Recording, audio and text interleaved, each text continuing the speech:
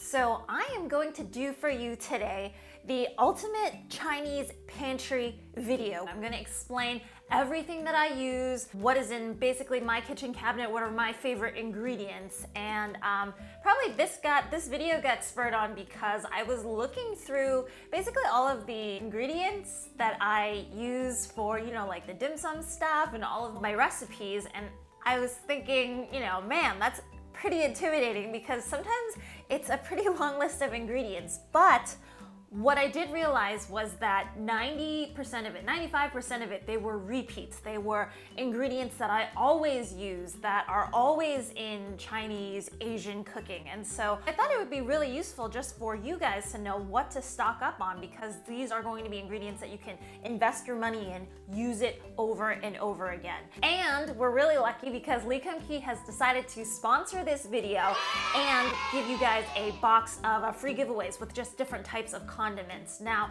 this is limited to UK residents only. I'm really sorry, but I will be working on, you know, doing a US or maybe a more global giveaway in another video. So I'm gonna put the details of the giveaway down in the description box so that everybody knows. Okay, so I'm gonna start off probably in the order of importance, although the first like 5 or 6 are probably, I mean, they're basically all important. I use them all the time. But obviously, I am going to start off with soy sauce first. Now, in Chinese cooking, there's always dark soy sauce and there's light soy sauce. And I know that people always ask, okay, well, what are the differences? The light soy sauce, I'm gonna say in terms of flavor, it is a sharper, kind of brighter, saltier taste. It is used for like a lot of like dipping sauces or kind of like freshly prepared things like fish, just because it kind of brightens up the dish and it's salty enough to kind of really flavor something that hasn't been like cooking or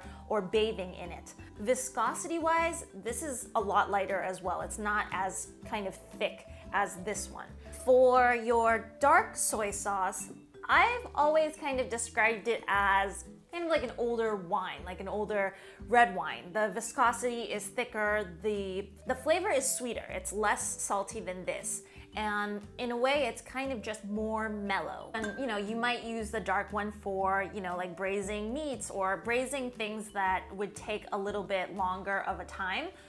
You know, but that being said, like if you like the flavor of dark or if you like the flavor of light, it really doesn't matter what you use. And some people might even mix the two together to do a general soy sauce, which brings me to, okay, so let's do this first. This is the double deluxe soy sauce, and I toot this guy's horn all the time on my videos because I love using it. I think it's called double fermented soy sauce in the States, and I like it because it has a really nice rounded flavor. Like with soy sauce, it's usually soybeans, wheat, you know, water and salt. And sometimes with these guys, it really depends on whether you like the flavor of soy sauce or not, but this guy just tastes more rounded out. You're not going to taste any like weird or off flavors either from the wheat or from the fermenting of the soy. Everything has been kind of aged a little bit better. In addition, on the site, they say that they use a koji starter for this. Now, koji, you guys have probably heard of in probably Japanese rice wines and sake, and it is a mix of either rice or rice and soy, and then they put kind of like a starter bacteria in it, and then you get this koji starter. In terms of like which of the two they're more similar with, I think that double deluxe is more towards the light soy sauce side. I think it is salty, but not crazy salty, and then the viscosity is lighter. It's definitely less thick. And then you have this guy. So I know that so many people have a gluten allergy or gluten sensitivity, and I'm so glad that Kum Kee decided to respond with this gluten-free light soy sauce. In terms of the ingredients, it's water, soybean, salt, sugar, and cornstarch. And so, you know, these two happen to be my favorites because I think that they use minimal ingredients in here, and any good flavor that happens, I think really comes from like the fermentation process, and they just put a lot of work into these. Even though they are used as a light soy sauce, I would maybe just use it interchangeably as a general soy sauce. So next, I am going to go to oyster sauce. Anybody that knows this channel knows that when I discovered this vegetable stir-fry sauce, my vegan oyster sauce, I used it nonstop. It's nearly in all of my recipes. And what's great about oyster sauce is that it's kind of like soy sauce, but it's a little bit sweeter. You have that thicker viscosity, so it's nice in sauces. It's nice to kind of marinate meats with, just because it's like not as thin. And anytime that, you know, if a recipe calls for like soy sauce and also some sugar or whatnot, you know, usually a vegetable oyster sauce is going to do the trick. There's so many finishing Chinese sauces where all you would need is water, oyster sauce, and then maybe a little bit of cornstarch, and you have yourself that kind of like finishing sauce either for like noodles or vegetables or meats or whatnot. But they do obviously make the ones that aren't vegan, and I just wanted to show you this one. They have a gluten-free one that they've made, and then their premium Kum Kee oyster sauce. And I think it's premium because it's 40% oyster extract. So oyster is first on the ingredients list. So anybody that knows ingredients lists, it's whatever ingredient has the most first, and then it goes down in descending order. So for those who are non-vegan that really want like a good quality oyster sauce, you know, you guys can give this a try. In terms of viscosity and everything, they are really about the same and can be used interchangeably. Obviously oyster sauce, it's going to have that additional kind of like deep, rich aroma and taste from the oysters, which is obviously, you know, really nice. But when you do want to have a really good substitute for something, I think that they definitely did a really good job on the vegan oyster sauce. So my next one is going to be rice wine, and this is actually Japanese sake that I actually bought first, but I like using sake sometimes just because it's sweeter and it suits my palate a little bit better. But for those of you, I'm going to put up a couple of pictures here. I generally use the white rice wine, and that is fermented from white rice and then distilled as well. And I would say that you could probably substitute it for a dry white wine. And the way that we use kind of rice wine in Chinese cooking is the alcohol takes out a lot of that like meatiness or gaminess flavor. Not that we have that issue in vegan cooking, but in addition to that, it also adds kind of a nice depth. Sort of like when you add wine to a sauce or when you add wine to meats or whatnot. There is sort of that like richer, deeper, more mature aroma that goes with that. Not to mention, it is a very fragrant type of a wine. Now, what I don't have here and what I don't use too often is the Shaoxing rice wine. And that is going to be a dark rice wine liquid. It is made from glutinous rice as opposed to just rice, and it is fermented that way. A lot of people describe it, it's very similar to sherry, so it has kind of like that deeper aroma, but then it's also, you know, slightly spicy as well. So anytime a recipe asks for Shaoxing rice wine, you can probably be able to substitute it for the sherry. Usually it's used for like heavier meats and braising or whatnot. I mean, I'm probably a little bit wrong here, but I also use these types of wines interchangeably, which is why I got a bottle of sake right here. So, okay, the next one, and you guys can see how much I've used so far, is sesame oil. Sesame oil is so fragrant. This is not an oil that you would necessarily cook with. If you do want to cook with it, probably mix it with some vegetable oil so that you kind of raise that smoking point. And whenever I smell it, I actually think of Korean food. Everything from, you know, marinating their meats to some of their side dishes has a lot of that, and it's more of a finishing oil. After you finish making a pot of noodles, it could be a meat dish, it could be a vegetarian dish, just like add a teaspoon of this and then just like fold that in right at the end after you've turned off the heat, and everything will just become so much more fragrant. It's just very nutty, it's very rich. For people who are allergic to sesame, so my dad was, a good substitute for this would be kind of toasted seeds. It mimics the nutty flavor, but I mean, definitely sesame oil is super aromatic and super good. Let's do vinegars next. So for me, I always prefer to use rice vinegar over, you know, like a white distilled. And the reason is just because I think rice vinegars, they're a lot more mellow. And when I'm using things, I don't always like to be like hit in the face with something super pungent, so I always use rice vinegar. Not that it's not acidic. And then another vinegar that I've started using more often recently, I don't think that I would put it up with like the top 3 or the top 4, but it is this red vinegar. And you would typically see it, I think, when you're making the xiaolong baos, and I think that they ask for like the darker vinegar. But what I've also used it with is that pan-fried tofu recipe that I love. And all the sauce was a little bit of this vinegar and I think sugar, and then I cooked it together and it got like nice and thick and amazing. And so this vinegar, it has water, wheat, glutinous rice, sugar, and salt. I would describe it as just a more like molassesy sweetness. It's obviously a vinegar, but it's sour, but it's like with molasses in it. So it kind of really tastes all the better. And it's one of those things where sometimes like go and try a bottle of these. It's not too expensive. Try out the flavor, and then, you know, the next time that you're cooking, you might want to say like, hey, like let's substitute for something that's kind of like sweet and vinegary versus something that's just vinegar. Okay, before we hit like this side, I kind of wanted to bring some of these side ones in with the vinegar. So one thing that I remembered when I was going to cooking school was, obviously it was educated in the, you know, the French style. And most of the time in Western cooking, the way that you adjust flavor is just what? It's with salt and it's with pepper.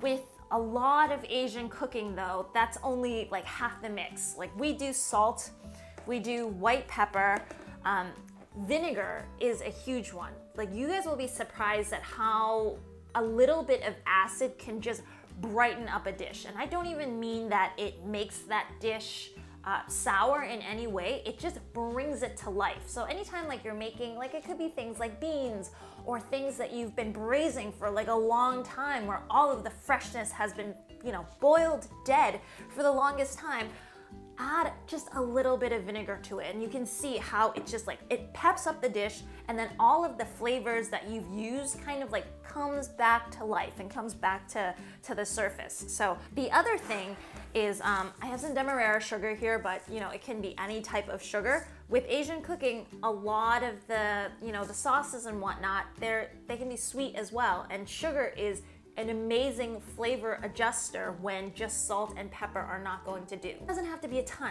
Like sugar should never mask an entire flavor so that it just tastes like sugar. But sugar, all of these condiments should be made to lift the flavors of other ingredients and let that shine. For those of you who don't really know how white pepper tastes like, for one thing, texturally, this is a lot more finely ground. It is almost like it's basically like a powder, and it'll make you sneeze, so be careful about that. But I would say that white pepper tastes less fruity than your normal black pepper. There's not all of that additional stuff in there. Like for me, this just kind of, it tastes powdery spicy at its very like essence. There's not all of this like other extraneous stuff. And so it's really good for like, if you guys like wontons, if you guys like seafood, white pepper is really good for that. I would say it goes and it pairs well with more like delicate foods better as well, just because it doesn't have all of that extraneous flavor to it. So that's white pepper. Okay, so next, these two are biggies, or big pantry items, and that is a bottle of minced ginger and then a bottle of minced garlic. Now, I know that fresh is best, but there's many times when I am just super, super lazy and I want to eat things fast. So having a bottle of this and a bottle of this, usually like I'll put both of them in, they go hand in hand. It quickens cooking so much, and then I'm more likely to do it. Like obviously I do all of the shows for you guys, but after I tape shows, usually I don't want to be cooking anymore, or I don't want to be spending a ton of time in the kitchen. And they are also, I would say, definitely as much a pantry ingredient as soy sauce is. But usually to start off a sauce or to start off a marinade, it's always, you know, like minced ginger or minced garlic. If you have the time, you can definitely do like a ton of these, and then I just froze it in the freezer, and then you end up having something that is fresher as well, and then it's also homemade and it doesn't include all of the extraneous ingredients that you might not want. Okay, let's see, what's next? We're getting towards the end.